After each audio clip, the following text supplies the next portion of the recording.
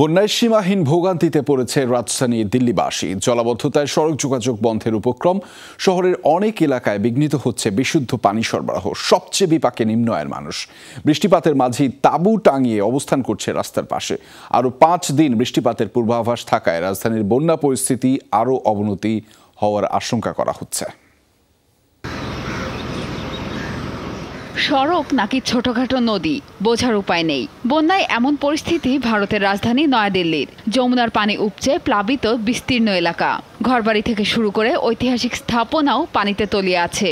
নগরীতে আটকে পড়া বন্যার পানি সরাতে যখন হিমশিম খাচ্ছে প্রশাসন, তখন মরার ওপর খাড়ার ঘা, অব্যাহত ভারী বর্ষণ। টানা বৃষ্টিতে জলাবদ্ধতায় চরম ভোগান্তিতে রাজধানীবাসী। গাড়ির বদলে অনেক রাস্তায় দেখা মিলছে নৌকা। কোনো কোনো জায়গায় ভয়াবহ যানজট, কার্যত অচল হয়ে পড়েছে পুরো শহর। সবচেয়ে বিপাকে দরিদ্র বাসিন্দারা।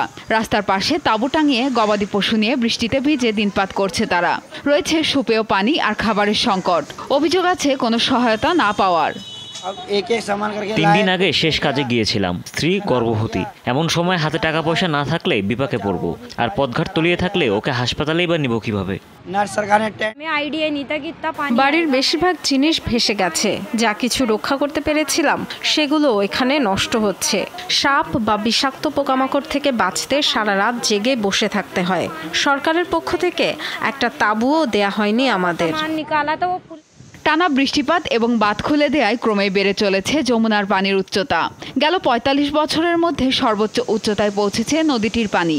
আবহাওয়া দপ্তরের তথ্য অনুযায়ী পুরো মৌসুমের গড় বৃষ্টিপাতের 91%ই গেল 1.5 মাসে হয়েছে রাজধানী দিল্লিতে।